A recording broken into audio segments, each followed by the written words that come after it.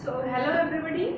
इससे पहले क्लास में हमने क्या पढ़ा था? हमने जनरल आइडिया पढ़ी थी अबाउट सेल, टिश्यू, ऑर्गन। फिर मैंने आपको याद है बताया था अबाउट द जर्म लेयर्स। ठीक है, आई होप आप लोगों को सब याद है।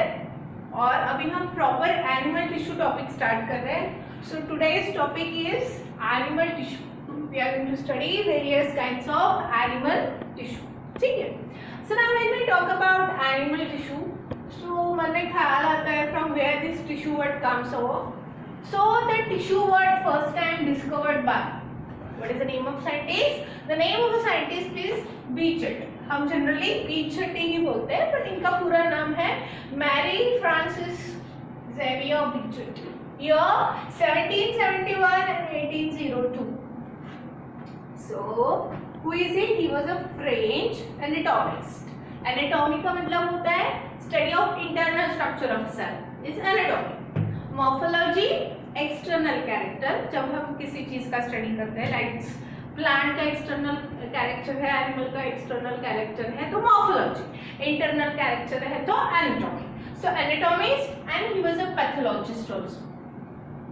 So what is the name of a scientist who has discovered the tissue? The word tissue was discovered by Beechett. Who is he? He is a French anatomist and pathologist. He was also very intelligent person, and he is also known as father of histology. मैंने इससे पहले भी बताया है. What is the definition of histology? Histology is the branch of science, branch of biology, which deals with the microscopic study of tissue.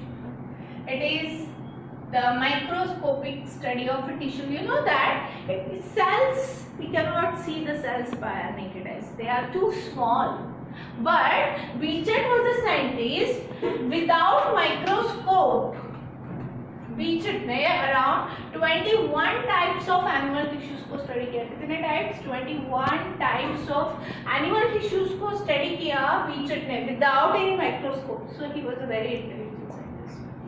Now let's talk about the animal tissues. So animal tissues are of four types. इससे पहले के lecture में मैंने बताया था. It is of four type. पहला epithelial tissue, दूसरा connective tissue, तीसरा मसल और चौथा nerve cell. अभी आप मुझे बताओगे कि epithelial tissue का origin क्या होता है. So it is originated from all of three. ये एंडोडर्म से भी originate होता है, साथ ही साथ मीजोडर्म से भी ओरिजिनेट होता है. कुछ एपिथेलियल से टिश्यूज एंडोडर्म से, कुछ एपिथेलियल टिश्यू मीजोडर्म से और कुछ एपिथेलियल टिश्यू एक्टोडर्म से भी ओरिजिनेट होते हैं. अंडरस्टैंड? सो एपिथेलियल टिश्यू रिकॉल करो, मैंने आपको कनेक्टिव टिश्यू जैसे ब्लड बोन, इसका ओरिजिन किससे होता है याद करो. आई सेड इट इज, बोलो, इट इज मीजोडर्म. ठीक है, उसी तरह से मसल का भी ओरिजिन से इट इज अगेन मीजोडर्म. ठीक है. And now the nerve cell का origin ectoderm. It is originate from ectoderm. ठीक है. सो ये है different types of tissues, animal tissue and उसके origin on the basis of germ layers. ठीक है. Now let's study. आज पहला टिश्यू जो हम पढ़ने वाले हैं वो है epithelial tissue. Let's study the epithelial tissue first. पहली बार हम epithelial tissue को पढ़ते हैं ना. epithelial tissue हमारे बॉडी पार्ट्स में कहाँ होता है?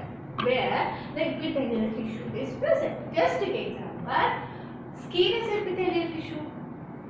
Your hairs are the epithelial tissue. Then nails is also epithelial tissue.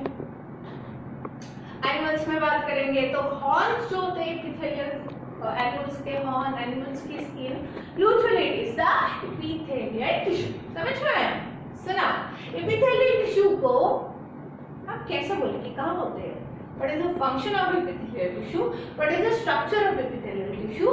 And what kind of epithelial tissues are present in our body? So हम study करेंगे. So epithelial tissue कहाँ होती है? Epithelial tissues are generally known as a protective tissue. Protective इसलिए कि epithelial tissue always lies. They always lies, or they always, you can say, they always covered. What they covered? They covered the outer covering of a body. They cover, or you can say that they forms the protective covering. They form the protective covering of external part of a body. External part of body, जैसे कि skin. External part of a body. External part of a body. And as well as they also form the protective covering of internal organ. Internal organs का protective covering बनाते हैं. जैसे कि stomach का ऊपर का covering कौन बनाएगा? epithelial tissue. Lungs का outer covering epithelial tissue. Reproductive का outer covering epithelial tissue. Esophagus का outer covering epithelial tissue. Kidney का outer covering. So these all are the internal parts of a body. So internal parts also you can say. So internal word जब भी हम biology में use करते हैं, we use the word visceral. Visceral का मतलब होता है internal.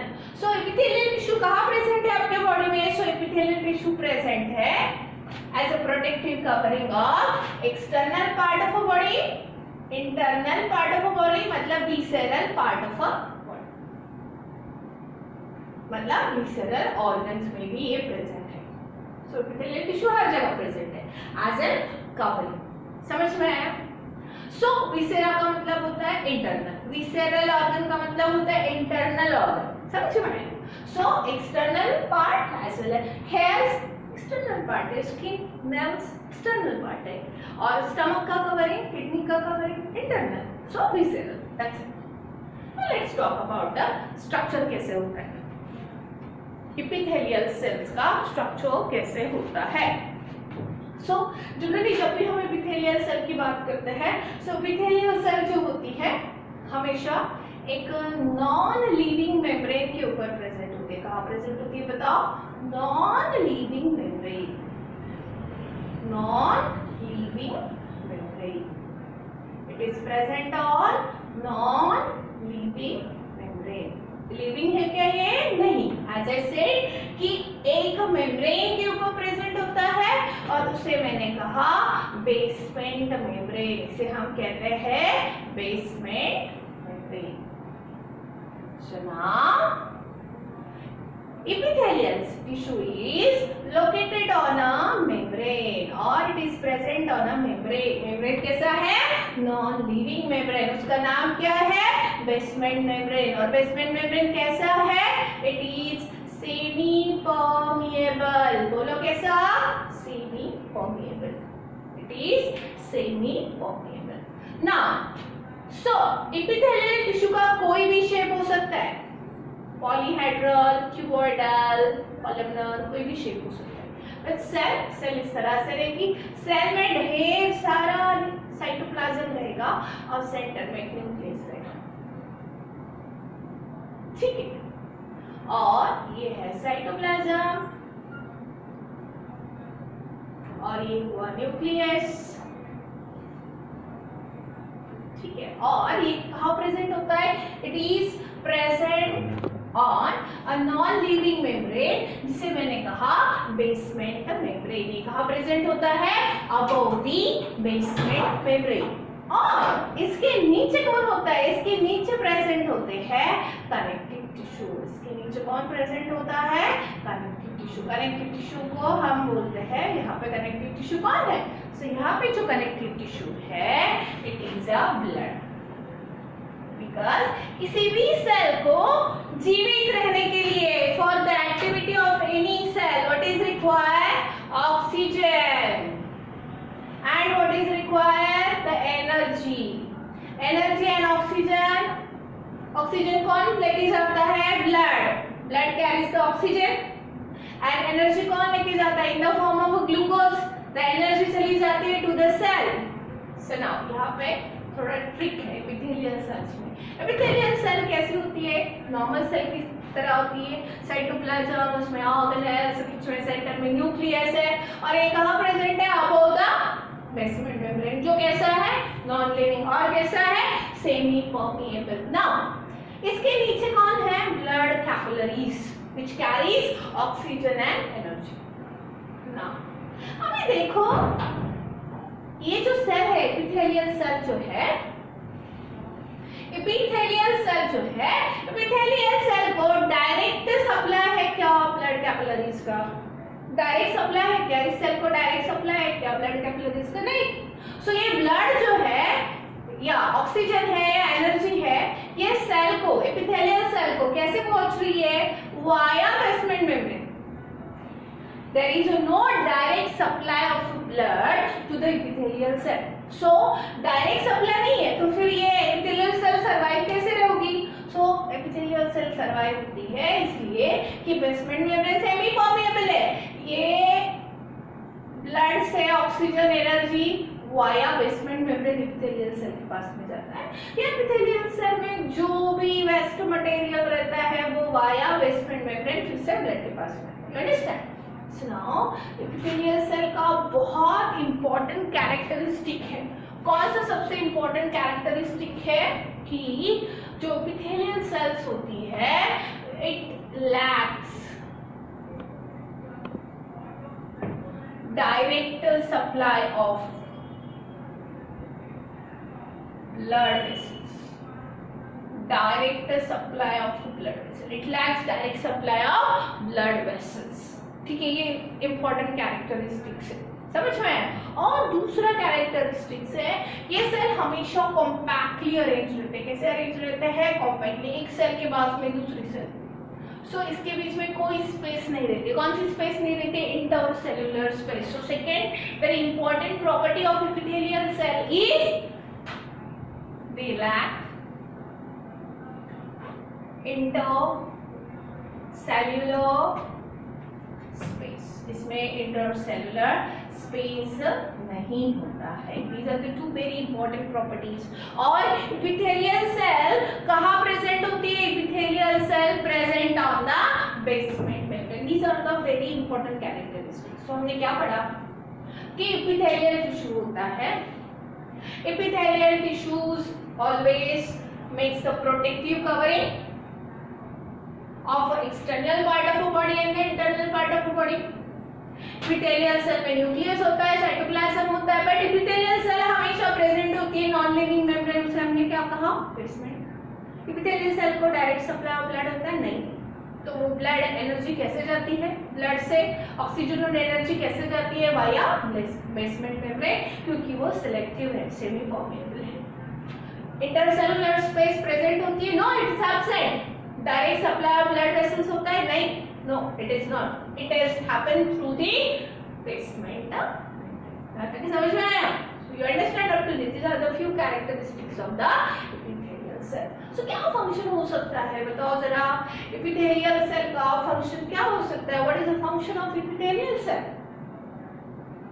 देखो, एपिथेलियल सेल का सबसे इंपॉर्टेंट फंक्शन है कि प्रोटेक्शन. स्किन का जो फंक्शन है वही फंक्शन है, प्रोटेक्शन. और एपिथेलियल सेल जो रहती है जैसे कि हमारे किडनी के ऊपर भी रहती है, कवरिंग, सो सिक्रीशन का काम करती है. सो ढेर सारे फंक्शंस होते हैं जैसे कि एब्जॉर्प्शन, सिक्रीशन, एब्जॉर्प्शन, सिक्रीशन. और कौन से फंक्शंस होते हैं? ढेर सारे फंक्शन परफॉर्म होते हैं. ऑस्मो रेगुलेशन भी करती है, एक्सक्रीशन भी करती है. There are so many functions played by the epithelial tissue apart from providing the protection. You understand what it is? So these are the few characteristics of the epithelial tissue. और epithelial tissue फिर epithelial tissue का description भी है, उसको हम बाद में देखेंगे.